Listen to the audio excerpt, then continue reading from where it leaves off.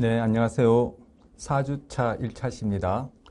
네, 오늘 또 지난 시간에 이어서 파블로프식 학습, 달리하면 고전적 조건하에 영향을 주는 변인, 그 중에 사전학습과 관련된 것 하고 있습니다.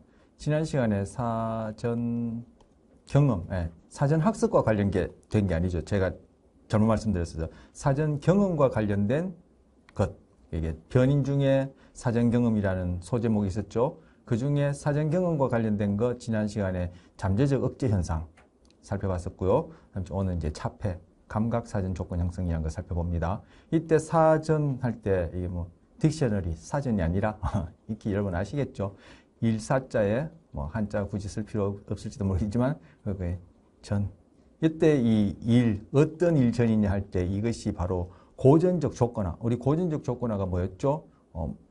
중성 자극과 무조건 자극을 함께 경험하는 것. 요런 일이 있기 전에 어떤 경험을 했느냐가 바로 고전적 조건화에 의해서 이 NS가 CS가 되어지고, 즉 달리 얘기하면은 CR 반응이 나타나는데 어떻게 영향을 주느냐 하는 것을 살펴보는 중에 오늘 차폐라는 내용입니다. 네. 지금 하고 있는 것이 어느 부분에서 지금 관련해서 하는지 좀 큰 그림을 소개시켜드리기 위해서 지난번 것 어느 부분 중에 하위 내용이다 이렇게 말씀드린 거예요. 자, 차폐, 블락킹이랍니다. 먼저 이 차폐에 대한 이제 사전적 개념 정의를 보면 복합 자극이 무조건 자극과 짝지어질 때 복합 자극의 일부인 조건 자극이 다른 중성 자극이 조건 자극이 되는 것을 방해하는 현상이다. 무슨 말인지 잘 오시나요? 제가 읽어봐도 잘 안 와요. 그래서 제가 이제 예를 들어서 말씀드리면 다시 이제 읽어보면 이게 무슨 말인지 알 수 있을 것 같아요. 지난 시간에 우리 복합 자극이라는 개념 배웠죠. 복합 자극. 좀 전에 고전적 조건 형성, 파블로프식 학습의 기본 절차, 기본 절차를 기본은 핵심 이런 의미로 여러분이 이해하시면 된다라고 제가 말씀드렸고, 절차란 말은 이제 실험실상에서 이루어지는 경험이니까 경험이랑 거의 같은 내용으로 그렇게 기억하시면 된다 말씀드렸었어요. 자, 고전적 조건화 파블로프식 학습의 기본 절차가 뭐죠? 금방 좀 전에 말씀드렸듯이 중성 자극과 무조건 자극을 함께 경험하는 거죠. 그렇게 해서 그 경험으로 인해서 행동의 변화가 생기면 바로 NS가 CS가 되어지고, 그럼 CS는 CR을 유발하게 되는 것. 이게 이제 경험으로 인한 행동상의 변화, 학습, 그 중에서도 고전적 조건 형성이잖아요. 그런데 이때 US와 같이 경험하게 되는 이 NS가 한 개가 아니에요. 두 개 이상. 숫자를 표시하기 위해서 NS1, NS2, NS3 해서 쭉쭉쭉쭉 이렇게 된 경우 이걸 다 합쳐서 복합자극이라고 그래요. 지금 우리가 처음 배우고 또 이걸 여러분이 또 그런 기회가 있을지도 모르겠습니다만 실험실상에서 파블로프처럼 그렇게 연구를 한다면은 처음에는 요거 각각 그죠?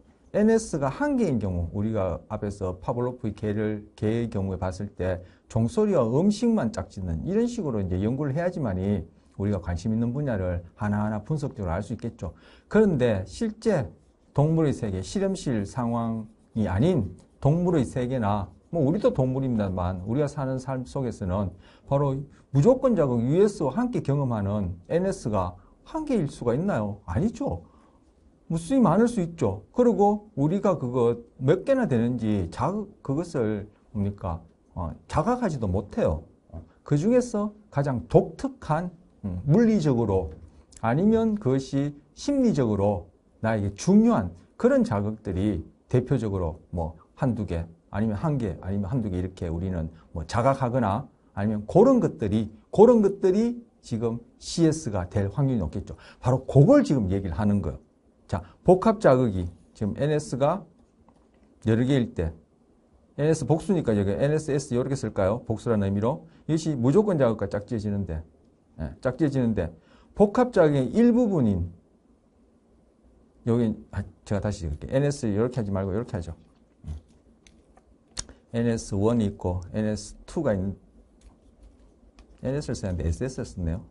NS2가 있다. 이렇게 할 때. 두 개만 하죠. 세 개 이상이라도 지금 말씀드리려는 이 원리가 동일하니까. 자, 2가 있을 때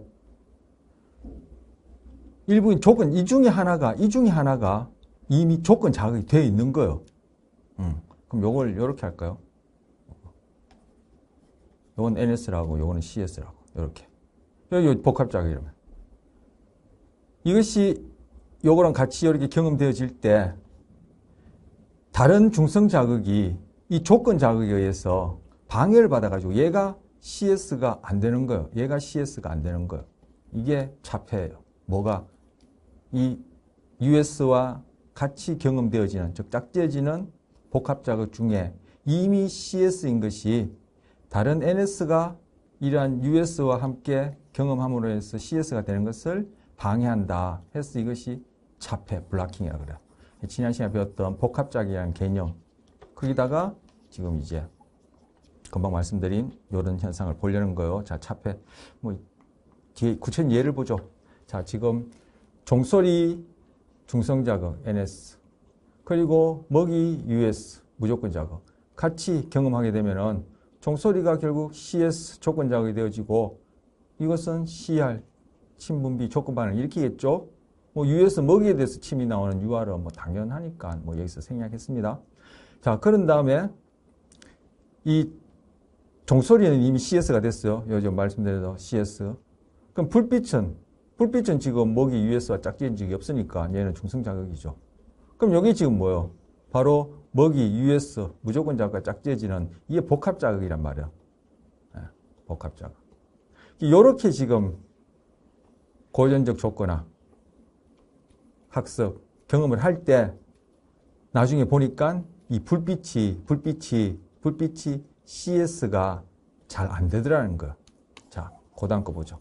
요렇게 학습한 다음에 자, 여기 고연 조건화인데 요거 경험 이전에 사전 이런 경험을 했단 말이에요. 종소리가 CS가 되는 경험을 했단 말이에요. 그렇게 하고 이 본론에 해당하는 이 경험을 즉 고연 조건을 했을 때 나중에 보니까 종소리에 대해서는 CR 나오는 거는 말할 필요 없죠. 종소리 이미 여기서 조건 자극이었으니까 이건 말할 필요도 없고 자, 종소리와 불빛을 같이 복합 자극으로 제시하면은 그때도 침분비가 나온단 말이에요. 왜? 종소리 때문인지 불빛인지 모르겠지만 이 고연 조건을 할 때 US와 짝지어진 것이 복합 자극이니까 여기서 대해서는 이 CR 반응이 나온단 말이에요. 이 전체 복합 자극에 대해서는 이렇게 복합 자극 CS 이렇게 얘기할 수 있을까요? 그런데 이 불빛에 대해서 침이 나오는지 보니까 이게 CR 반응, 즉 불빛이 CS가 안 되더란 얘기예요. 즉 CR 반응이 안 나타나더란 얘기예요. 그래서 이미 고전적 조건화 이전에 조건 자극이 된 종소리와 함께 어떤 중성 자극이 복합 자극으로서 그렇게 US와 같이 경험되어질 때는 이미 조건 자극된 자극인 이 종소리가 이 중성 자극이 CS가 되는 것을 방해하더라 해서 바로 이것을 차폐, 블락킹이라 하는 것. 자, 복합 자극과 무조건 자극을 경험해서 고연 조건화 되는 것.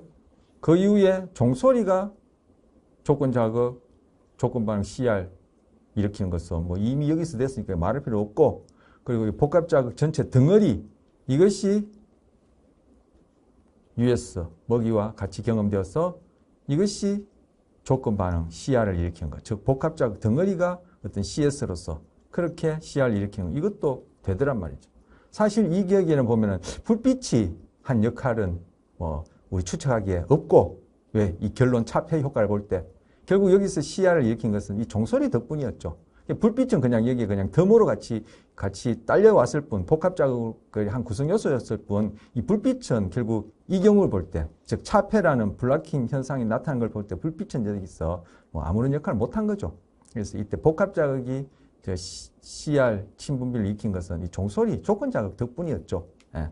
그런데 여기서 불빛만 제시하니까 불빛이 전혀 CR 반응 침분비를 일으키지 못하더라. 즉 불빛은 CS 못했다. 그래서 이 이미 조건 자극인 종소리가 중성 자극인 불빛이 조건 자극이 되는 것을 차폐, 방해했다. 이걸 블락킹 차폐랍니다. 자, 이 예를 얘기해야 되겠죠. 조금 전에 이제 저 실험실상에서 파블로프가 이런 연구를 했는데, 고연 조건에 영향을 주는 변이인 중에 이제 뭡니까, 사전 경험이 어떤 역할을 하느냐와 관련해서 차폐한 현상을 이제 연구를 했는데, 이게 우리 일상에서 어떻게 적용되느냐, 우리 일상에서 어떤 예가 있을까? 뭐 여러 가지 있을 수 있겠지만, 제가 하나만 예를, 들었습니다. 재물과 나를 겸하여 섬기지 못하리라. 이런 뭐 문구 보신 적 있습니까? 뭐 많이들 접해보셨을 것 같아요. 저는 이게 성경에 있는 구절로 알고 있거든요. 여러분이 뭐 신앙생활 안 하시는 분도 이런 건 아마 들어보셨을 거예요. 자, 재물. 뭐 쉽게 얘기해서 재물은 돈 얘기하죠. 돈. 돈은 CS죠. 왜? 돈이 US에 해당하는 뭐 음식이나 옷이나 추울 때 따뜻하게 하거나 더울 때 시원하게 하거나, 그죠? 뭐 이런 것들과 이게 같이, 예, 우리가 경험했으니까, 짝지어졌으니까, 수반되니까, 우리 수반이라는 용어 배웠잖아요. 그죠? 수반성. 수반되니까 이 돈은 이제 CS인 거죠. 자, 이미 돈은 CS다. 근데 여기서 나를 할 때 이 나라가 뭐 신을 얘기하겠죠. 그죠? 그래서 신. 즉, 여기서 돈과 신이, 예, 자, 이렇게 표시는 말고요. 자, 돈과 신이 같이 복합작으로서 나를 겸하여 섬기지 못하리라. 이게 뭐죠? 얘기죠? 이 돈과 신을 겸하여 이게 복합작이 되어서 결국 섬긴다. 달리하면 어떤 그 신앙의 대상으로 믿는다 할 때는 여기서 수반되어지는 것, 결국 뭐 US에 해당하는 음식, 그죠? 또 뭐가 있을까? 뭐 의복, 의식주와 관련된, 의식주와 쓰죠. 의식주와 관련된 등등등 이런 것들 아니겠어요? 자, 음식을 지우고 의식주. 그런데 우리가 지금 어디에 살고 있습니까? 뭐 어디에 살겠냐? 한국에 살죠. 자, 달리 얘기하면은 자본주의에 살지 않습니까? 자본주의. 자본주의란 말이 아니더라도 이 뭐 재물, 이 자본이라는 것이 뭐 인간이라는 존재가 뭐 사회를 구성한 뭐 그때부터 인간 존재가 있을 때부터 이 자본이라는 것이 굉장히 삶의 이제 핵심된 어떤 그런 뭐 주제랄까요? 그 요인 아닙니까? 그래서 꼭 자본주의란 말이 붙지 않더라도 그것이 이제 중요한데 예전에 뭐 조개 껍데기 가지고도 뭐 그죠? 뭐 지금은 돈 대신 썼고 이제는 뭐 돈이 아니라 그냥 숫자로 뭐 가상화폐 이런 것들로 우리가 이제 이런 의식주하고 연결된 거 아니에요? 가상화폐 그런 것들 왜 사람들이 그것들을 가지려 하고 그에 가치를 두죠? 그것이 의식주, 즉 무조건 자극하고 수반되니까 그러니까 그것이 가치가 있는 거죠. 그처럼 자, 그런데 우리는 자본주의이기 때문에 이거 뭐 어릴 때부터 그죠? 부지불식간에 우리는 이것들이 연결되어 있다는 것을 그렇게 배운 거죠. 그래서 돈은 CS. 그런데 이걸 뭐 이후에 신이라는 뭐 개념이 신이라는 그러한 어떤 이 경우에는 이제 복합작을 구성한 자극으로서 이렇게 US와 짝짓는다 할 때 이게 여기서 말하는 대로 겸하여 섬기지 못하더라. 즉 신이 CS가 되어서 앞에서 그 차폐라는 그 실험 봤듯이 신이 돈 없이도 하나의 CS가 되어서 CR 반응을 일으키는, 즉 우리가 돈을 가졌을 때 이 경우에 나타나는 CR 반응처럼 우리가 의식주, 즉 US를 경험할 때 경험하게 되는 UR처럼 이 돈이 US와 밀접하게 수반되니까 돈만 경험하더라도 우리가 무조건 자극, US를 경험할 때 나오는 그런 반응처럼 CR을 경험하는 것처럼 이 신이 이런 CR 반응, 돈과 마찬가지로 의식주를 경험할 때 유발되는 UR 반응과 같은 그런 CR 반응을 일으킬 수 있냐는 거예요. 이 쉽지 않죠.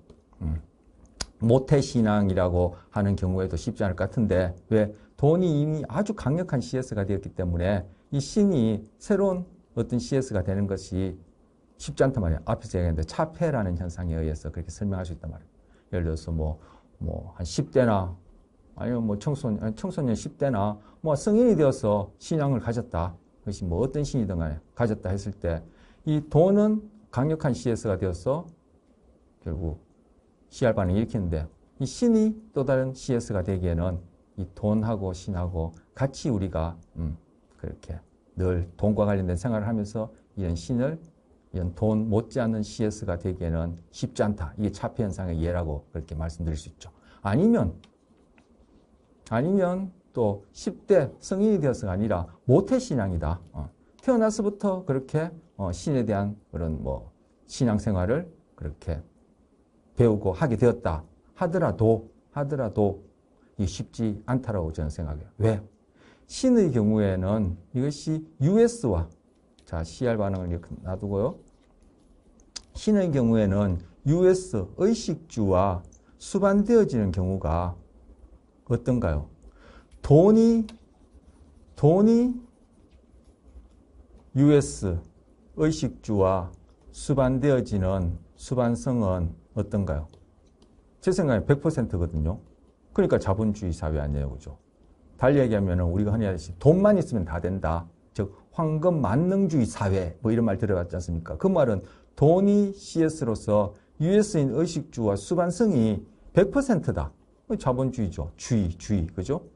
황금 만능 시대. 돈이면 다 된다죠. 그런데 신의 경우에는 이것이 US 의식주와 짝지어진 이 수반성이 어떤가요? 돈만큼 수반성이 높나요? 저 같은 경우에 보면 이 수반성이 굉장히 낮죠. 어쩌다가 드물게 된단 말이에요. 그렇게 해서는 우리 앞에서 배웠듯이 수반성이 높을수록 CS와 US 사이의 수반성이 높을수록 CS가 즉 NS가 CS가 잘 된다. CR반을 잘 일으킨다는데 그런 측면에서 보면 이것이 신에 해당하는 이것이 이 CS가 되기가 쉽지 않죠. 그래서 이게 뭡니까? 다시 정리하면 돈과 신을 함께 섬김으로써 즉 US와 의식주와 짝지어져서 나중에 이 신만으로 이것이 CS가 되어서 CR을 일으키기에는 이 돈이 강력한 CS가 되었어. 왜? 수반성이 높기 때문에. 상대적으로 수반성이 낮은 이런 신이 CS가 되기에는 이 강력한 CS, 돈이 함께 섬길 때 의식주와 관련해서 이 신이 CS가 되기에는 굉장히 부족하다. 그래서 돈 없이 신만으로, 신에 대한 신앙만으로 돈만큼 그러한 CR 반응에 해당하는, 즉, 무조건 자극에 해당하는 의식주를 경험했을 때 우리가 경험하는 그러한 반응을 일으키기에는 이것이 많이 부족하다. 바로 재물과 나를 겸하여 섬기지 못하리라. 재물이 내가 돈 못지않은 너에게 CR 반응을 일으키는 CS가 되기에는 이 재물이 이 신을 여기 용어를 하냐면 차폐한다 이렇게 얘기할 수 있다는 거. 그래서 뭐 얘기가 깁니다만 우리 실제 경험할 수 있는 예고 또 우리가 익히 잘 아는 유명한 성경에 나오는 얘기니까 욥이라는 사람 있지 않습니까? 욥의 일생을 그린 그런 부분을 욥기라는데 욥 같은 경우에 어떻게 했나요? 바로 신께서 이 욥의 신앙심, 즉 CR 반응에 해당하는 것을 확인하기 위해서 어떻게 했죠? 재물도 뺐고 가족도 자식도 다 뺐고 모든 것을 다 뺏은 다음에 신만으로 이 CR 반응이 나타나는지 확인했죠.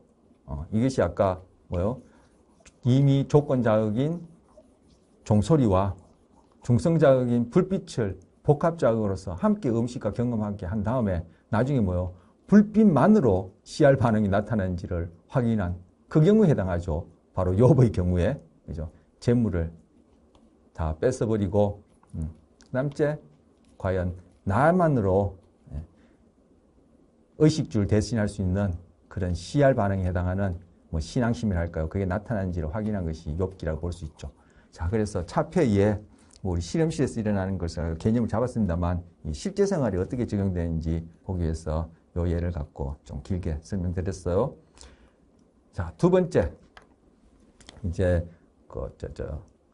사전 경험과 관련해서 이제 오늘 하는 두 번째 전체로 봐서는 세 번째가 되겠죠. 감각 잠재적 억제, 그 다음에 지금 차폐, 감각 사전 조건 형성 이렇게 순서가 되어지니까 자, 감각 사전 조건 형성은 어떤 중성 자극이 여기서도 이제 복합 자극이란 개념이 이제 여기 적용돼요.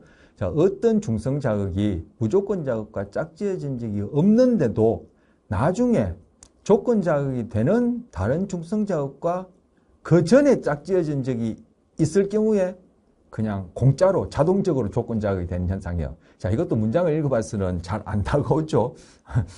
자, 내용을 보면 자, 고전적 조건화. 고전적 조건화는 중성 자극과 무조건 자극을 함께 경험하는 그것이 기본 절차, 핵심이다 했는데 여기서 뭐 요게 지금 고전 조건화 핵심이죠. 즉 중성 자극, 종소리, NS와 무조건 자극, 먹이, US를 함께 경험하는 것. 요것 전에 사전에 종소리와 불빛을 함께 경험하는 거예요. 그래서 강아지에게 파블로프 개에게 종소리와 불빛을 반복적으로 들려주는 거예요. 여러 시행, 우리 앞에서 시행이라는 개념도 배웠죠. 여러 시행을 들려주는 거예요. 보여주고 같이 두 개를 그렇게 한 다음에 이제 본론에 해당하는 이 중에 종소리만 불빛을 해도 되어 있지만 이 경우에 이제 종소리만 먹이하고 짝짓는 거예요. 바로 이게 고전 조건화 기본 절차에 해당하는 거죠. 이걸 하면은 당연히 종소리는 조건 자극이 되어서 그죠? 먹이에 대해서 나타나는 UR 반응과 동일한 CR 반응이 나타나겠죠. 이제 고전 조건화 됐어요. 고전 조건화라는 중성 자극과 무조건 자극의 경험으로 인한 행동의 변화가 생겼어요. 종소리에 대해서 침이 안 나오던 게 종소리에 대해서 침이 나왔으니까 이렇게 한 다음에 어디 바로 이러한 고전적 조건화 전에 경험한 복합 자극 중에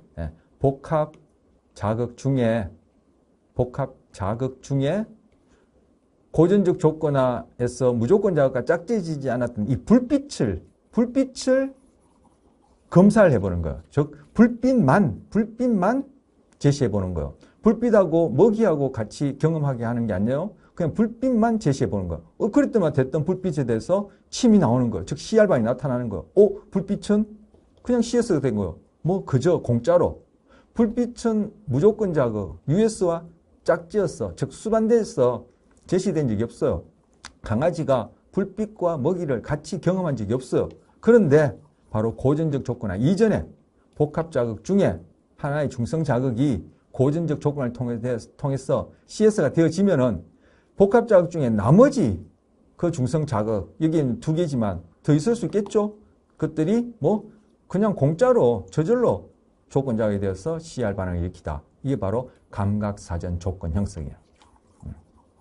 이때 사전이라는 것도 그죠? 바로 여기 본론 핵심 되어지는 고전 조건의 기본 절차 이전의 것을 얘기를 하는 그런 의미죠. 자, 그러면 여기에 대한 예도 하나 또 보죠. 자, 이거 우리 속담에 있죠. 아내가 예쁘면 처갓집 말뚝 보고 잘한다. 저는 이제 경상도 사람이라 경상도에서도 이건 또 같은 의미지만 사투리로 또 이렇게 표준말이 아닌 걸로 표현하는데 제가 요거 이제 인터넷상에 있는 이제 표준어 사전에서 이제 찾아왔거든요. 속담해서. 자, 아내가 예쁘면 처갓집 말뚝 보고 잘한다. 자, 아내가 좋다가 이거죠. 그런데 우리 앞서 제가 수반성이란 개념, 고전 조건에 영향을 주는 변인해서 처음 소개한 수반성 개념이라는 것을 소개할 때 애정 관계를 얘기를 하면서 애중이 아니라 애정 관계를 얘기하면서 즉 좋아하고 싫어한다, 사랑하고 미워한다 그런 의미잖아요.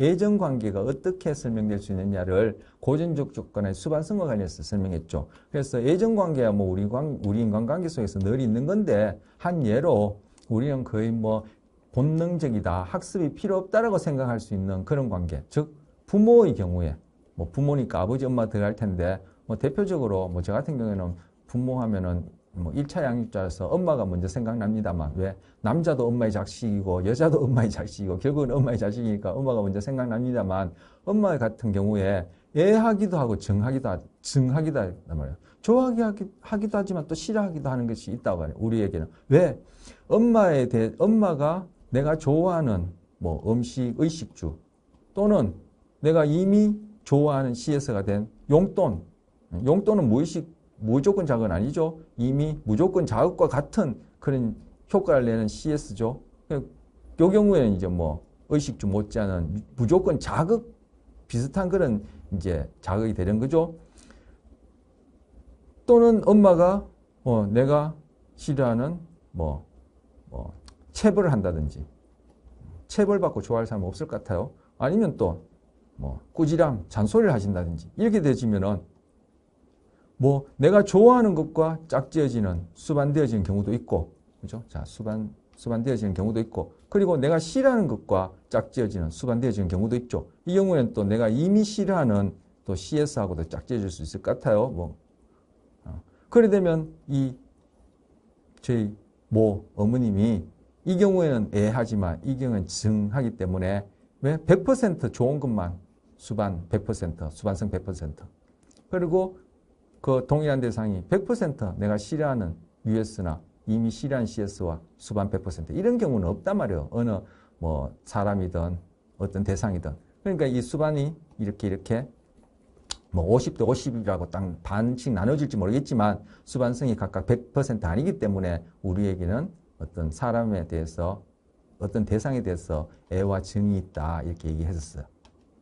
자, 얘기하다 보니까 복습을 하게 되었고 하나 더 첨언하자면 지금 용돈과 짝지어지는 경우, 이 경우는 용돈은 이미 CS 된 것이니까 이렇게 짝지어져서 부모 중에 어머님, 엄마가 CS가 된다면은 이것은 CS2가 되고 이게 CS1이니까 고순위 조건 형성에 해당하는 거죠. 이 경우에도 내가 싫어하는 어떤 CS와 모가 짝지어져서 내가 엄마에 대해서 싫어하는 그러한 정서 반응이 일어났다면 이뜻 CS2가 되겠죠. 자, 고순위 조건 형성 또 생각나서 복습했고요. 자, 그렇다면은 지금 부모의 경우에 말할 것도 없고 아내의 경우에도 내가 예쁘다 하면은 아내가 US가 아니다는 얘기죠. CS로서 내가 아내를 사랑스러워하고 좋아한다, 예쁘다라고 내가 그러한 정서 반응을 하는 그런 정서 반응을 일으키는 예쁘다, 아니면 애라 할까요? 금방 애정했으니까 애 이런 반응을 일으키는 아내는 CS란 말이에요. 그런데 아내가 예뻐지니까 처갓집 말뚝 보고 절한다. 말뚝도 지금 절한다는 의미가 뭐예요? 말뚝만 봐도 좋다는 거죠. 예쁘기까지는 아니지만 아내를 보는 것과 마찬가지로 말뚝에 대해서도 아내의 경우와 동일한 CR 반응이 나타난다는 거. 이거 어떻게 해서 그러냐? 바로 아내와 이긴 건 꼭 처갓집 말뚝이 아니더라도 그죠? 그러니까 아내와 관련된 이 경우는 이제 말뚝을 이제 한 예를 얘기했지만 아내와 관련된 어떠한 그런 중성 자극이 이 경우에는 이제 말뚝을 예를 듭시다. 이제 말뚝조차도 좋아진다니까 처갓집과 관련된 여러 중성 자극이 아내와 함께 이렇게 경험되었다가 이후에 아내가 내가 이쁘다. 애라는 CR 반응에 일으키는 CS가 되어지면은 처갓집과 관련된 아내와 관련된 이러한 자극들 그 중에 이 속담대로 하자면 말뚝조차도 자동적으로 CS가 되어서 말뚝만 보더라도 기분이 좋아지는 CR 반응을 일으킨다. 이게 바로 감각사전 조건 형성으로 설명할 수 있는 그러한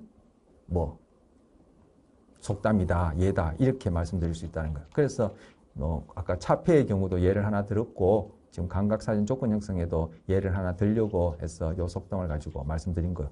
이건 지금 아내 말뚝이 한 속담뿐만 아니라 다른 어떤 경우에도 감각사전 조건 형성 다 적용해 볼 수 있겠죠. 처음이 아니라 신학기에 반편성을 해서 여러 친구들을 만나게 됐어. 보다 보니까 이렇게 이제 하루 이틀 반에 가다 보니까 이게 어떤 몇몇의 무리 아이들이 이렇게 끼리끼리 이렇게 어울려서 잘 다녀요. 제 눈에는 쟤들이 이렇게 어울려 다니는구나 했어. 그래서 1주, 2주 지나면서 이제 반에 익숙해지고 친구를 사귀다가 제가 그 중에 한 친구랑 사귀게 됐어요. A라는 친구를.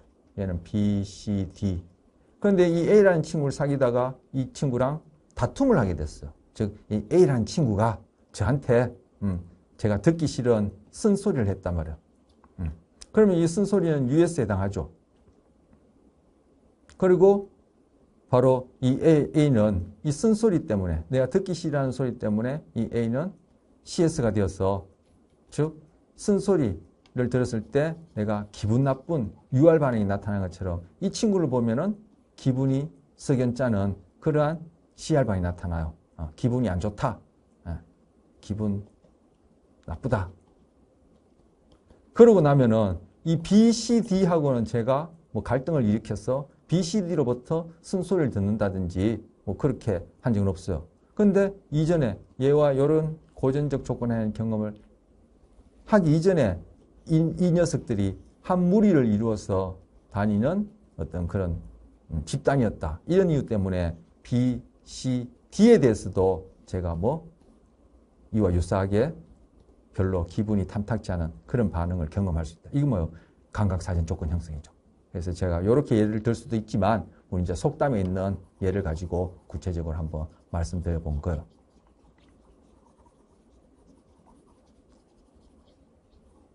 자, 앞서 지금 오늘 뭐 얘기하다 보니까 복습을 많이 하게 되는데 저는 나쁘지 않다고 생각하는데 여러분은 어떠실지 모르겠습니다만 진도를 쭉쭉쭉쭉 나가서 뭐 내용이 많아서 여러분이 공부를 많이 하시면 좋겠지만 뭐 그건 앞으로 할 것도 많은데 자, 아까도 말씀드렸다 고순위 조건 형성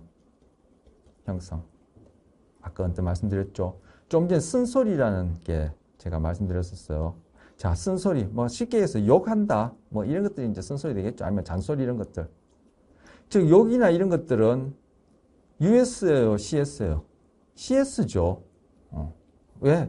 한국말을 전혀 모르는 사람이 그 욕을 듣는다 하면은 그 무슨 뜻인지 알겠어요?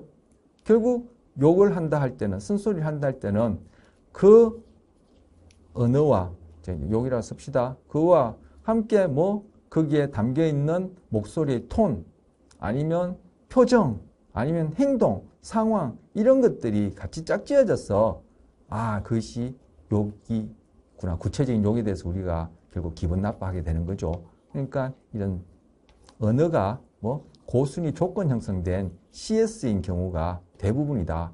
바로 우리 언어 속에 있는 어떤 정서적인 느낌 이런 것들이 포함돼서 언어의 개념을 형성하잖아요. 그러니까 대부분의 언어는 뭐 CS다 이렇게 생각할 수 있고 조금 전에 언어와 짝지어져서 어떤 대상에 대해서 그 대상이 또 다른 CS가 된다 할 경우에는 이건 고순위 조건 형성으로 설명해 볼 수 있겠다. 그거 다시 한번 복습게 말씀드렸고요. 자, 아내가 예쁜 처갓집이 발톱 보고 잘한다. 그리고 뭐 친구들과의 관계 관련해서 제가 감각사진 조건 얼마든지 있을 수 있는 그런 예를 또 드렸습니다. 자, 감각사진 조건과 관련해서 여기 이제 또 이제 적용할 수 있는 예를 또 들어봤어요. 나는 재즈를 좋아한다. 당신도 재즈를 좋아하게 만들려면 어떻게 해야 될까? 자, 이거 어떻게 할까요? 자, 지금 감각사진 조건 형성이니까 감각사진 조건 형성을 이걸 어떻게 할지 얘기해야 될 텐데 감각사진 조건 전에 우리 고전 조건 하나 해보죠. 제가 재즈를 좋아하는데 저희 아이도 재즈를 좋아하게 하고 싶어요. 이 당신에다 저희 아이를 이제 제가 넣었어요. 이제 아이도 재즈를 좋아하게 하고 싶어요. 그럼 어떻게 하면 되죠? 이 아이는 제 아이에게 있어서 이 재즈는 중성자극이에요. 근데 좋아하게 하려고요. 그럼 어떻게 해요? 내 아이가 좋아하는 US하고 재즈를 같이 경험하게 하면 되겠죠. 그래서 우리 아이 뭐 어린아이라고 치면 다 컸지만 어린아이를 치면 어린아이는 뭐 쿠키 좋아할까요? 뭐 쿠키 이런 거 좋아할까요? 네, 좋아할 것 같아요. 그래서 쿠키. 그래서 야 간식 먹자 하고 쿠키 줄 때는 제가 재즈 음악을 백그라운드 뮤직으로 착 들려주는 거. 그럼 얘는 뭐 지금 재즈를 듣는지를 그죠 뭐 자각 못할 수도 있겠죠. 그냥 배경음악 깔리니까 이런 것들 몇 번 하고 나면은 나중에 뭐 쿠키에 대해서 UR 반응으로 아 좋다. 제가 한자말로 쓸게요. 좋을 호자. 이 반응이 나타나는 것처럼 나중에 이런 경험을 하고 나면 나중에 뭐 재즈를 들으면은 아 좋다 이렇게 되겠죠. CS가 되어서 CR 반응으로 아 재즈 좋다 이렇게 될 수 있겠죠. 자 이건 고전인 조건을 설명한 거요. 자 이건 한자로 좋을 호자 썼고요. 자 그러면 감각사진 조건 형성으로 하려면 어떻게 하면 되겠어? 감각사진 조건 형성. 제가 이제 당신 뭐 저희 아이를 예를 들어 될 테고 이 수업을 듣는 이제 여러분이라 치면은 제가 여러분을 만날 때 제가 늘 나라고 할게요. 나 늘 재즈를 듣고 있어요. 그래서 여러분은 저를 보고 여러분 재즈에 대해서 이제 관심이 없다고 할 경우 뭐 저게 뭐야 뭐 별로 나 좋지도 않고 싫지도 않고 뭐 중성자극이야 이런 경우 제가 여러분을 만날 때마다 저는 재즈를 들어요. 여러분도 들을 수 있게끔. 아니면 제가 우리 아이 있는 데서는 항상 제가 재즈 듣는 모습을 더 보여줘요. 그렇게 하고는 이제 여러분과 제가 뭐 이렇게 뭐 그 만난 자리에서 제가 여러분에게 만난 음식을 아까 제 아이 쿠키를 줬는데 여러분한테 이제 여러분이 좋아할 만한 음식을 대접해요. 음식을 대접하고 그 이외에도 여러 가지 여러분이 좋아할 만한 그런 말씀도 제가 이제 칭찬도 해드린다 해서 이제 USCS 그렇게 저랑 같이 경험한단 말이에요, 여러분이. 그러면은 뭐 제가 여러분한테 뭐 호감이 가는 나쁘지 않은 호감이 가는 CS가 되겠죠. 즉 호감 반응 CR을 일으키는 CS. 좋을 호자 쓸게요. 되겠죠. 이렇게 하고 나면 뭐 제가 여러분에게 호감 반응이라는 CR을 일으키기 전 CS가 되기 전에 여러분은 제가 재즈 듣는 모습을 그 이전에도 여러 번 봤단 말이에요. 그러고 나면은 나중에 뭐 재즈만 들어도 여러분은 뭐 저에 대해서 보여주는 동일한 호감 반응 CR이 나타나는 그러한 재즈가 CS 되지. 이러한 현상이 나타날 수 있다는 거. 이렇게 해서 여러분도 제 아이도 재즈를 좋아하게 만들어 볼 수 있다는 거. 이게 바로 감각사진 조건 형성의 적용 예가 될 수 있겠죠. 이런 식으로 이제 적용해서 해볼 수 있다는 얘기예요. 자, 그러면은 뒤에 자주 먹어본 음식에 대해서는 왜 맛 혐오가 일어나기 자주 먹어본 적이 없는 음식에 대해서는 왜 맛 혐오가 일어나기 쉬울까요? 왜 그럴까요? 이거 앞서 우리 한번 이 문제 있었는데 제 기억으로는 시간상 뭐 부족해서 건너뛴 적이 있어요. 자, 자주 먹어본 적이 없는 음식에 대해서 맛 혐오 조건화가 일어나기 쉬운 것은 말 그대로 자주 먹어본 적이 없는데 그 음식하고 낯선 음식하고 낯선 음식이에요. 음식하고 제가 그때 말이에요. 복통을 겪었어요. 자, 복통은 US죠. 이거 뭐 배우지 않더라도 얘기했으면 불쾌한 반응, UR이 나타나는 US고 낯선 음식은 처음 먹어보는 NS인데 이렇게 중성교학과 무조건자가 낯선 음식과 복통을 경험하고 나면은 이 낯선 음식은 틀커덕 CS가 되었어서 나중에 이 낯선 음식은 먹기 싫은 혐오하는 즉 맛 혐오가 일어나는 CR 반응을 일으키는 CS가 되기 쉬워요.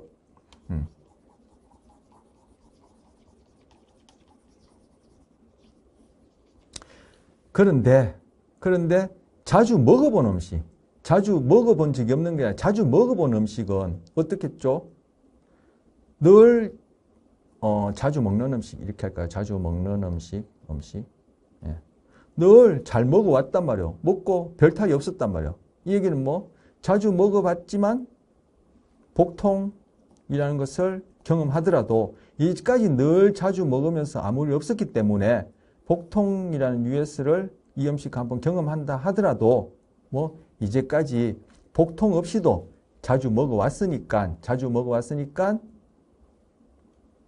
먹던 음식을 복통과 경험한다고 해서 이 자주 먹는 음식이 틀커덕 자주 먹어본 적이 없는 음식처럼 낯선 음식처럼 그렇게 틀커덕 CS가 잘 되지 않는다라는 것 우리 앞에서 배웠어. 이건 뭐죠? 잠재적 억제 현상과 관련해서 배웠죠. 뭐 복통을 경험하기 전에 자주 먹어봤다는 얘기는 먹고도 별 탈 없었다는 얘기요. 그런데 어느 날 그 자주 먹는 음식을 먹던 중에 복통이 일어났다고 해서 이 복통을 경험했다 해서 자주 먹는 음식이 즉 복통에 대해서 일어난 UR과 동일한 그런 CR을 일으키는 CR이 되는 경우는 없다. 이게 뭐요? 잠재적 억제였죠. 잠재적 억제. 그래서 잠재적 억제는 왜 일어나느냐? 그거 수반성의 문제라 했죠. 왜? 복통과 자주 먹는 음식. 자, 이 경우에는 익숙한 음식이라 할게요. 익숙한 음식.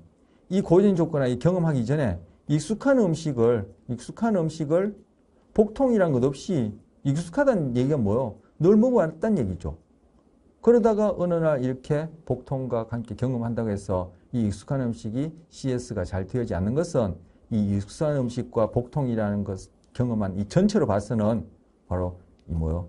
복통 없이도 익숙한 음식을 먹은 경험이 많기 때문에 US와 이 익숙한 음식이 짝지어지는 수반성이 낮기 때문에 이것이 뭐 US와 같은 US와처럼 UR을 일으키는 유사한 그런 CR 반응을 일으키는 CS가 되기에는 힘들다. 이게 잠재적 억제와 관련해서 그렇게 봤죠. 자, 지금 요 문제는 지금 감각사진 조건 형성을 어떻게 적용할 것이냐 관련해서 말씀드렸고, 요것은 그 이전에 제가 요 문제에 있었는데 시간상 뭐 부족해서 말씀 못 드렸는데, 요 문제는 다시 말씀드리면서 바로 사전 경험이 고전적 조건에 영향을 주는 변인과 관련해서 뭐 요거 그 잠재적 억제 그 현상 가지고 그렇게 한번 복습 겸 말씀드려 본 거예요. 자, 이제는 이제 그 고전적 조건화 파블로프 학습에 영향을 주는 변인 중에 또 다른 변인이요. 많죠. 이것 말고도 또 있거든요. 자, 사전 경험이라는 이름 하에서 하위 형태 받고 또 달리 또 고전적 조건에 영향을 주는 변인 중에 짝짓기 횟수라는 거 이제 보겠습니다. 자, 짝짓기 횟수. 이 짝짓기 횟수라는 건 바로 고전적 조건화에서 중성 자극과 무조건 자극을 함께 경험하는 것. 이거 우리 수반이라 했죠. 수반성이 어떠냐, 뭐 수반, 뭐 파블로프 계획의 종소리와 음식을 수반시킨다, 수반시켜서 제시한다, 뭐 이렇게도 얘기를 하고, 아니면 뭐 이걸 짝짓는다 이렇게도 얘기해요. 제가 그때 말씀드렸을 거예요. 수반, 연합, 짝짓기 이렇게 얘기한다. 다 같은 의미다 이렇게 말씀드렸는데 바로 짝짓는 거. 그래서 중성자극과 무조건자극을 짝짓는 요거 한 번을 뭐라 그러죠? 시행이라 그래요. 이 시행 횟수를 얘기하는 거예요. 그러니까 달리 하면 이거는 시행 횟수 이렇게 얘기하면 되는 거죠. 그런데 제가 참고한 문헌 그대로 옮겨 놓은 거예요. 그래서 짝짓기 횟수라는 것은 시행 횟수인데 여기 보시면 이제 시행 횟수예요. 한 번, 두 번, 세 번, 네 번, 다섯에서 여덟 번에서 8, 16, 24, 8단위로 이렇게 지금 X축을 표시해 놨죠. 즉, 달리 얘기하면은 중성자극과 무조건자극을 한 번 경험하고, 두 번 경험하고, 세 번 경험하고, 네 번 경험하고, 다섯 번, 여섯 번, 일곱 번, 여덟 번. 즉, 그렇게 학습을, 고연 조건 학습을 여덟 번 했다는 얘기예요. 지금 그게 여기서 이제 시행 횟수를 얘기하는 거예요. 그렇게 할 때마다 이제 지금 종소리에 대해서 침이 나오느냐, 즉, 종소리가 CS가 되었느냐, 즉, CR반이 나타나느냐를 측정하는 거예요. 바로 시행, 고전적 조건화, 무조건 자극과 중성 자극을 경험하는 시행, 그 경험으로 인한 행동의 변화, 즉, 침 분비를 확인하는 거예요. 그래서 이 Y축은 침의 양이 되겠죠. 침의 양, 침 분비량, 침 분비량을 측정하는 거예요. 침 분비량이 점점 많아진다면은 바로 고전적 조건화 경험으로 인한, 여기서 이제 시행, 즉 짝짓기 경험으로 인한 행동의 변화가 일어나는지 아닌지를 확인할 수 있겠죠. 그래서 한 시행 할 때마다 이렇게 쭉 이제 침이 나오는 걸 쭉쭉쭉쭉 이제 검사를 해봤단 말이에요. 그래서 여기서 보면 한 8시행쯤 했을 때, 침이 이 정도 났어요. 여기 cc가 되겠죠? 리트일 리는 없잖아요. 그죠? cc 또는 이제 밀리리터가 될 텐데, 그래서 10cc, 10cc라도 이거 엄청나게 많은 양인데, 어쨌든 cc를 합시다. 이제 가상적인 이제 그래프니까. 근데 실제 행동 변화는 꼭 이렇게 일어나요. 이렇게 일어나고, 이거는 아이디어라는 형태의 이제 그래프를 보여주는 것인데. 그래서 지금 8시행 했을 때 10cc가 나왔단 말이에요. 근데 또 8시행 더 하니까 한 13cc 나왔단 말이에요. 그럼 40시행 하고 48시행 했을 때도 마찬가지로 요 둘 사이에는 8시행 차이죠. 이때도 8시행 차이. 그런데 40번 했을 때 분비된 것이 15cc고 48번, 즉 8번 더 했을 때도 나타난 것이 거의 비슷하죠. 똑같은 시행인데도, 똑같은 시행수인데도 이때 침의 양이 늘어난 양, 즉 학습된 양, 즉 행동 변화의 양이 이때 더 크죠. 이때는 적고, 바로 이것이 짝짓기 횟수, 즉 시행수에 따라 이 학습 되는 양, 즉 행동 변화하는 양 자체가 직선적으로 변하지 않고 이렇게 변한다는 거예요. 즉 시행 초기에, 즉 학습 첫 부분의 행동 변화가 많고 점점 해서 학습이 완성되어가는 후반부에 가서는 행동 변화가 거의 없다는 거예요. 이것이 바로 짝짓기 횟수, 달리하면 시행수, 달리 얘기하면 학습 초기에 행동 변화가 더 많이 일어난다는 거. 바로 이러한 곡선을 학습 곡선이라 그래요. 여러분, 이러한 곡선은 학습 곡선뿐만 아니라 자연계에 있어서도 그렇고 우리 인간의 경우도 그렇고 곡선이 이런 형태로 보이는 현상들은 참 많아요. 자, 시행수와 조건화의 정도 사이, 시행수와 조건화의 정도 사이, 행동 변화의 변화량 사이에는 직선이 아니다. 이런 직선적인 관계가 아니라는 거예요. 시행이 반복됨에 따라 조건화의 정도, 즉 달리하면은 변화되어지는 행동의 크기, 즉 학습량은 점점 줄어든다는 거예요. 이게 학습 곡선이에요. 왜 이럴까요? 만약에 직선이라면은, 그죠? 이거 뭐 끝도 없이 나가니까, 뭐 시행을 무한히 하면은 우리는 무한히 이 경우에 침의 분비지만 그냥 행동 변화로 얘기하자면은 행동 변화가 끝없이 일어난다 되면은 전능해질까요? 그럴 리는 없단 말이에요. 우리 생물학적으로 한계가 있으니까. 그러니까 이거는 직선일 수도 없고, 그리고 이것이 초반에 이렇게 큰 변화를 일으키는 것은 뭐 이걸 한 시행, 두 시행, 세 시행 해서 그죠? 몇십 번 해야지만이 내가 완성된 적응적인 뭐 달리하면은 뭐 완벽한 행동을 할 수 있다. 이렇게 되어서는 적용에 불리하죠. 가능한 한 초기에 몇 번 경험하지 않더라도, 즉 몇 번 학습하지 않더라도, 시행수 많지 않더라도 초기에 행동 변화가 확 일어나야지만이 뭐 먹이를 구한다든지 위험으로부터 피한다든지 생존에 유리할 거 아니에요. 그래서 이러한 학습 곡선의 형태를 보이는 식으로 우리의 행동이 변하게끔, 이 경우에 고전적 조건을 통해서 CR 반응이 나타나게끔 우리의 생물학적 시스템이 자연 선택을 통해서 진화의 산물로 딱 갖춰져 있어서 이런 형태를 보인다는 것. 자, 요 학습 곡선. 자, 처음 몇 번의 시행이 나중 시행보다 행동의 변화를 더 많이 일으킨다. 금방 이 곡선에 대한 설명한 것을 문자로 넣은 거예요. 더 빨리 조건화된 것이 유기체의 생존에 유리하다. 금방 말씀드렸죠. 어떤 장소에 가면은 포식자를 만난다. 그래서 거기에서 포식자를 만나서 죽다 살아났다. 그래서 그 장소에는 나를 잡아먹는 포식자가 빈번하게 나타나는 곳이니까 나는 그 장소로 가지 않는, 아니면 그 장소를 가거나 그 장소 부근만 어슬렁거리다도 나에게 그 공포 반응인 CR반이 나타나는 이런 학습이 몇 번 안 하더라도 휙 돼야지만이 되지. 이게 천천히 되어서 나중에 가서 이렇게 이것이 내 생존에 적응적인, 즉 그러한 정서는 두 번 다시 안 가는 그러한 CR 반응, 불안, 공포 반응이 이때서야 완성된다면 이 동안에는 거기 들락거리다가 잡혀 먹어버리겠죠. 죽어버린단 말이에요. 그러니까 바로 이 경우에 초기에 그런 공포 반응이 확 일어나는 것, 즉 CR 반응이 일어나는 것, 달리하면은 고연 조건화가 잘 되는 것, 달리하면은 학습이 잘 되는 그런 것이 생존에 유리하다는 것. 조금 전에는 지금 이제 뭐 공포와 관련해서 생존과 관련해서 죽음을 얘기했는데 먹이 구하는 것도 그렇죠. 어느 장소에 가면은 먹잇감을 구할 수 있다. 그래서 그 장소를 내가 선호하는 우리가 어떤 대상이나 뭐 물건이나 사람을 내가 좋아하듯이 동물의 경우든 사람의 경우든 그러한 내가 생존과 관련해서 좋아할 만한 유해를 경험한 그러한 대상이나 그 장소에 대해서도 초기에 이렇게 긍정적인 그런 CR반이 나타나야지만이 그 대상과 또는 그 사람과 또는 다른 유기체, 개체와 상호작용에 도움이 되지. 이것이 이렇게 천천히 이렇게 일어나서 나중에 학습 곡선이 완성된다. 이렇게 되어서는 이 초반에는 굉장히 생명을 유지하는 데도 그렇고, 그죠? 포식자를 피하는 데도 그렇고, 어떤 먹잇감 구하는 데도 있어도 그렇고, 불리하죠.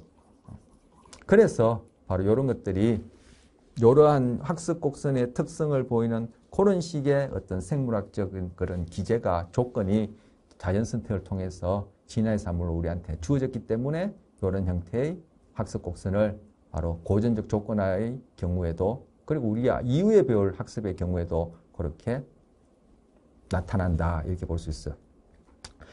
자, 그러나 항상 그런 것은 아니다. 이것은 지금 우리 공포 조건화, 마대모 조건화 관련해서 이후에 적용에 가서 또 얘기할 경우가 있거든요. 그래서 요 예외된 경우는 제가 이제 말 그대로 예외로 넣어놨으니까 요거는 시간상 또 이거 가져가면 오늘도 뭐 50분이 훌쩍 넘어갈 것 같으니까 요것도 다음 기회에 요 주제가 나올 때 제가 그때 한번 다시 말씀드리기로 하고 요거는 여기 생략하고요. 자, 그리고 종 간의, 개체 간의 학습 능력 안에 이 학습 곡선이 다를 수 있다. 한 예만 얘기하죠. 우리 그 연령에 있어서 지금 연령에 있어서 이게 결정적 시기라는 거 여러분 배우신 적 있습니까? 그 심리학 개론에서 이걸 민감기라고도 번역해요. 센시티브 피리어드 또는 크리티컬 피리어드 얘기하는데 연령에 따라 이 학습 곡선이 또 달라요.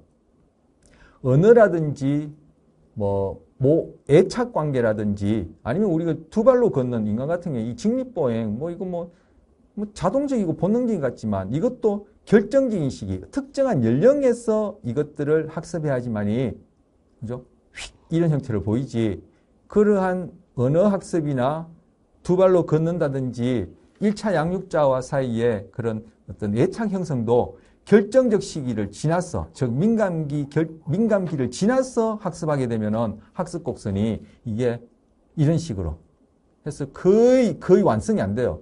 정상적인 경우에는 이렇게 초기에 모성, 애착 또는 직립보행, 언어 형성이 이렇게 해서 초기에 확 학습하게 돼서 2-3살만 되더라도 이제 거의 뭐 어른들과 대화하고 나중에 뭐 7, 8, 9, 10살 뭐 저 나이 되면은 뭐 더 이상 언어 능력이나 직립보행과 관련해서는 특별히 변할 게 없죠. 그런데 그러한 중요한 시기에 1차 양육자의 관계, 그걸 통한 또 언어 행동, 그리고 직립보행 이런 걸 배우지 못하면 이게 거의 이게 발달이 나중에 뭐 예를 들어서 뭐 5, 6, 7살 됐어. 뭐 10살 지났어.